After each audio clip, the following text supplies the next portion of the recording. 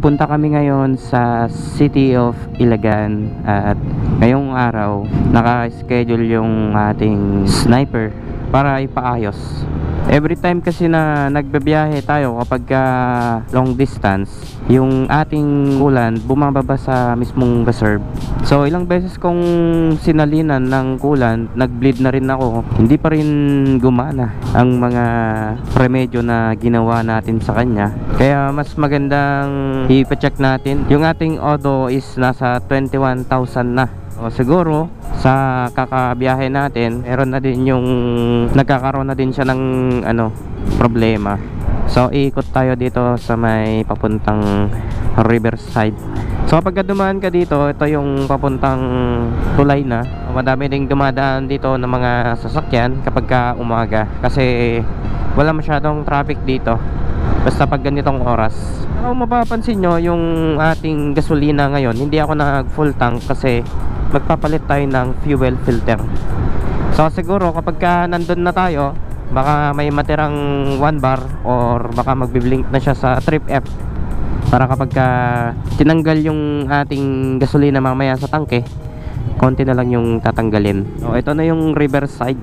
Kapag dumadaan kayo dito, ito makikita nyo, ayan makikita nyo yung ilog nila dito.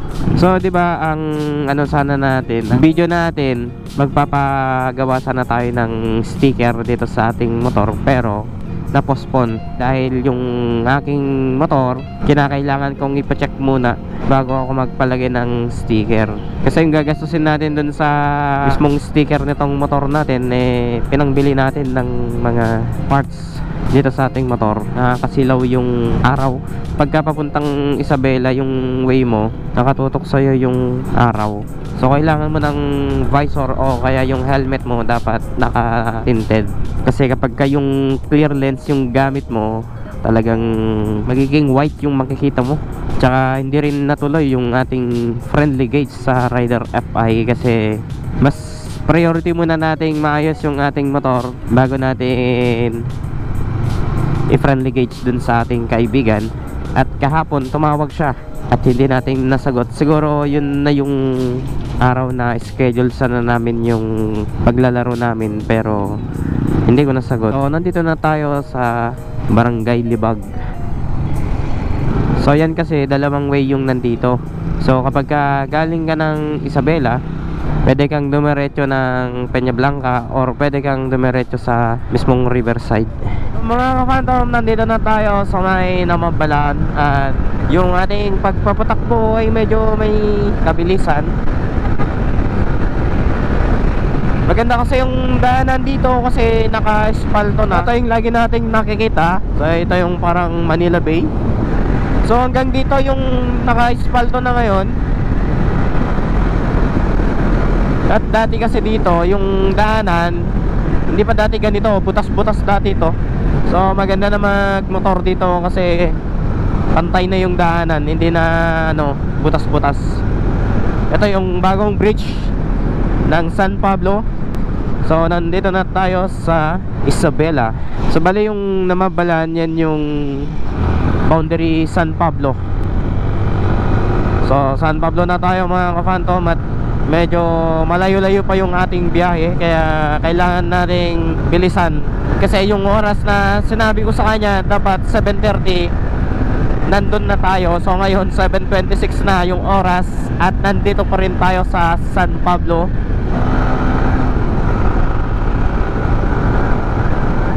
So guys, nandito na tayo sa may bypass road dito sa Kabagan at iikot na tayo. So maganda dito sa bypass road nila kasi mahaliwalas yung paligid at nakikita mo yung mga maisan sa gilid-gilid. Tapos dito pala, ito may nakikita kayong mais dito sa bandang right side natin at nagbibilit sila ng mais. Hindi ko alam kung makakarating ba yung ating gasolina. 3 bar na tayo at nandito pa lang tayo sa Kabagan. Sana makaya niya hanggang doon sa pupuntahan natin para konti na lang talaga yung matatanggal nilang gasolina mamaya pagka nandun na tayo. Kasi for sure yung unang ayusin naman nila dito yung kanyang fuel filter. Yun yung una nilang tatanggalin para palitan ng bago. Yung nabili pala nating fuel filter ay mahal, 650 pesos ba naman yung kuha natin, pero original naman siya. Pero sa akin kasi yung fuel filter natin, kaya tayo magpapalit ngayon para makita ko kung malinis pa ba siya. Yung mga ibang kaparehas natin ng motor, lalong lalo na sa group ng Sniper 155 Philippines Club, makikita nyo doon kahit 7,000 odo, madumi na yung kanilang fuel filter. So, hindi mo alam kung nilalagyan ba nila ng buhangin o kaya yung ginagasaan nila is madumi talaga. Try natin i-check kung malinis pa ba yung kanyang fuel filter. So, nandito na tayo ngayon sa Tumawini at nag-stop tayo kasi umihi ako. Siyempre kapag nagbibiyahe talaga tayo, ito yung hindi ko talaga maiiwasan, yung umiihi sa mga gilid-gilid.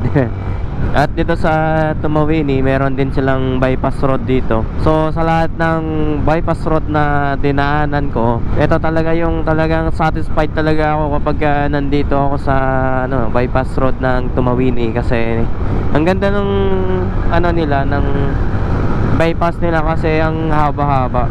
Kung gusto mo talaga nag top speed, gusto mo talagang isagad yung makina ng motor mo, pwede mo talagang subukan dyan kasi tuwid na tuwid tapos dire-diretso pa. So update sa oras natin, 7:51 na, isang bayan na lang, malapit na tayo.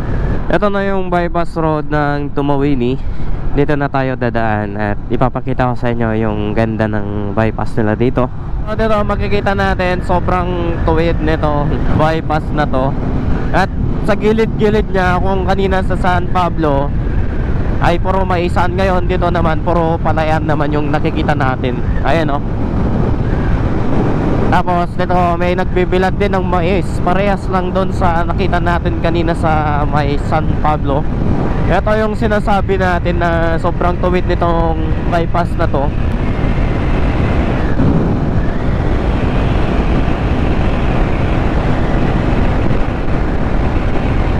Kapag dadaan kasi tayo sa may mismong sentro ng Tumawini, sobrang matraffic tsaka madaming tricycle, hindi ka makasingit-singit. So kapag dito ka dadaan, talagang mabilis ka lang makakarating.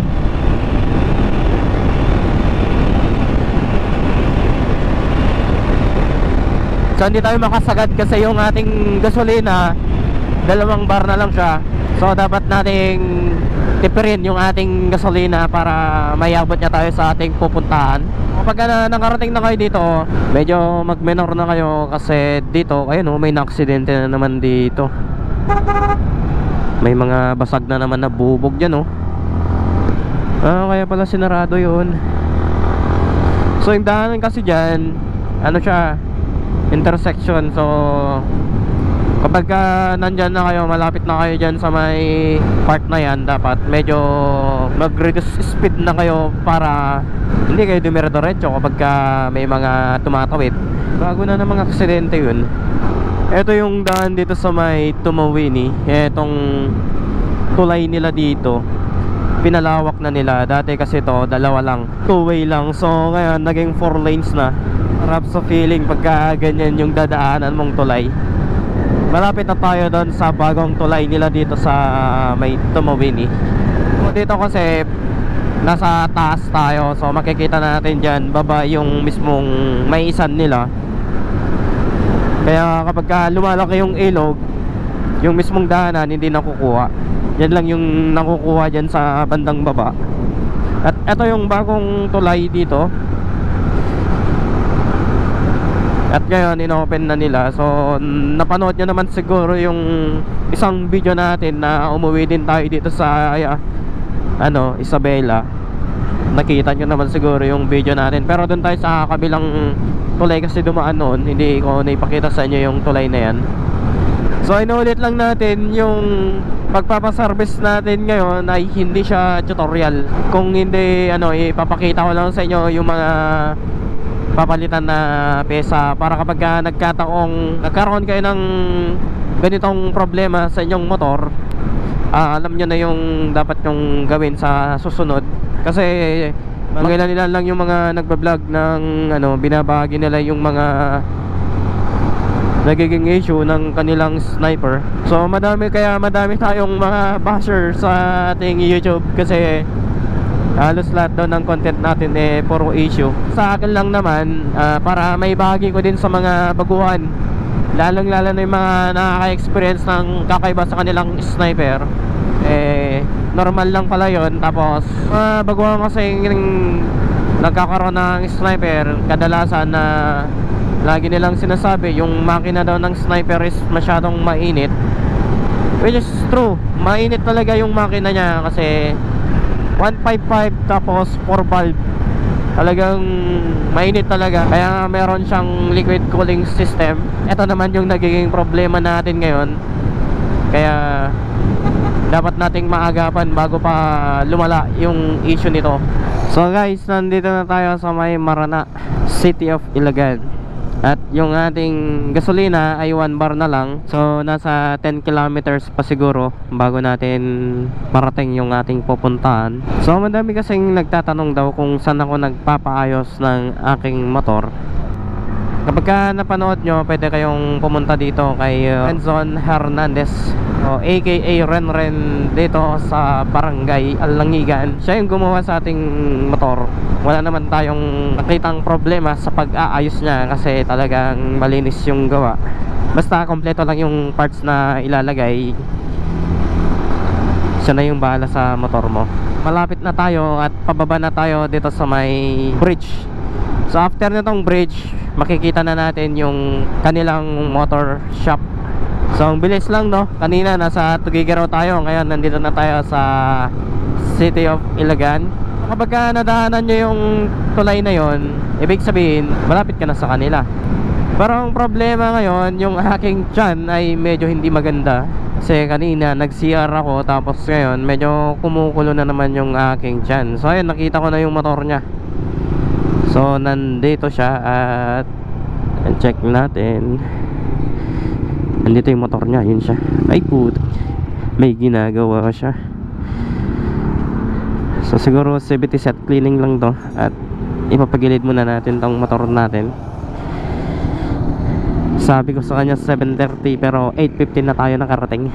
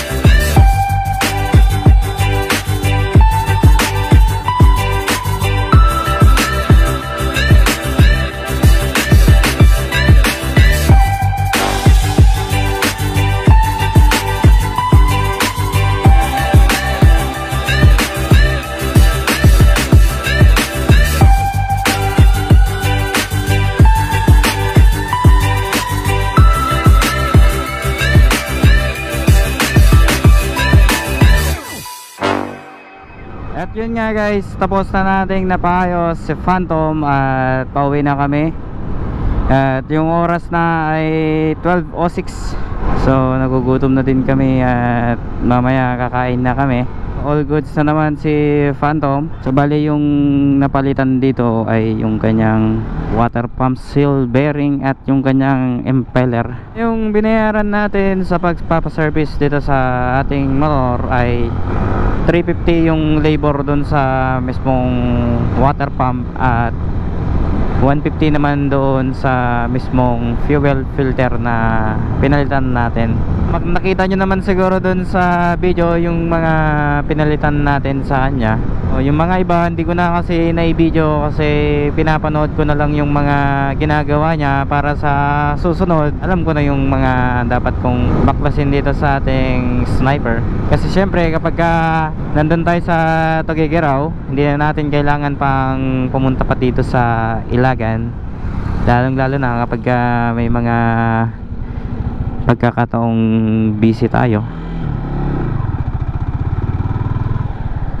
Naninibago ako sa kanyang clutch, sobrang taas. So mamaya pag uwi ko i-adjust ko siya. So yung bar natin ay 2.3, nag trip F, tapos yan, nagsisignal na siya.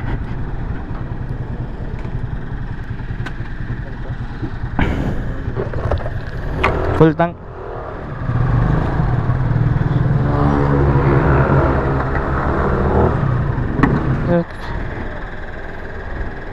Tara mo? Ayun. Ha?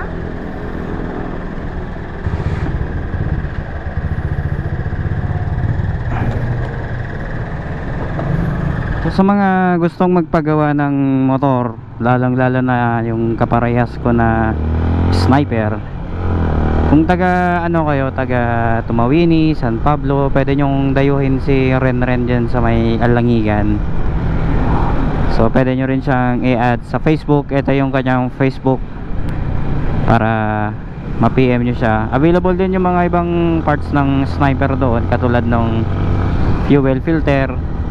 Yung mga ibang ibang parts lang yung siguro kapag magpagawa kayo sa kanya, i-PM nyo muna siya, ask nyo kung available yung pyesa sa mismong shop para diretso na kapag nandun kayo, diretsong ayusin na lang.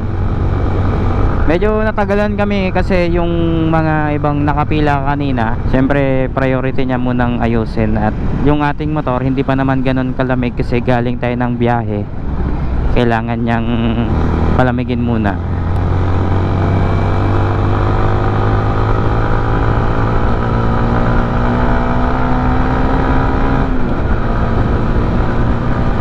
So yun mga ka-Phantom, sa mga laging nanonood sa aking video, pagpatuloy nyo lang mga ka-Phantom. At kung hindi ka pa nakasubscribe sa aking channel, please subscribe and don't forget to hit the notification bell para lagi kayong updated sa aking latest videos.